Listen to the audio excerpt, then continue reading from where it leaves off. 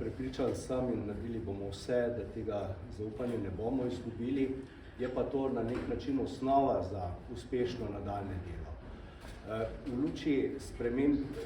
teh epidemioloških razmer, ki jih spremljamo tako v Evropi širše, kot seveda tudi pri nas,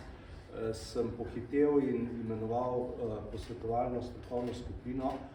kjer so vključeni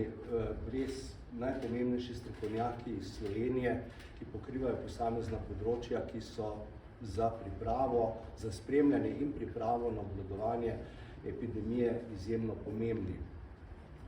Mi bomo v bistvu s pomočjo teh strokovnjakov in njihovih ekip, ki jih bojo v nadaljevanju še oblikovali, sposobni pripraviti res take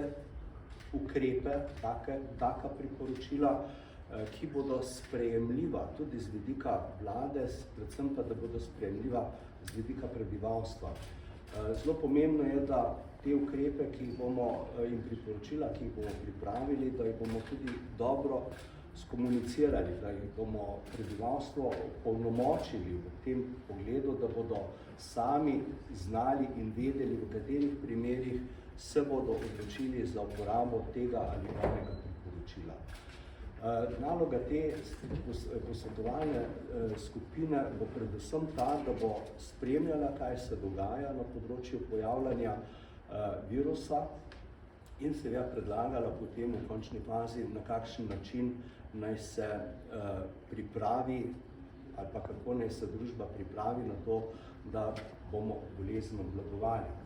Poleg tega seveda bodo tudi se opredeljevali glede cepljenja, predvsem kako pristopiti k temu in kako zagotoviti, promovirati cepljenje, da bodo prebivalci razumeli to kot nek pozitiven ukrep, ki koristi njihovemu zdravju, ne pa kot neko prisilo. Kot je minister rekel, obveznega cepljenja ne bomo uvajali, absolutno ne. Vsi bomo pa zelo prizadevali, da bi ljudem pokazali prednosti takega ukrepa. In pa seveda treba povedati to, kar smo velikokrat že opozarjali, da COVID je prinesel zelo veliko škode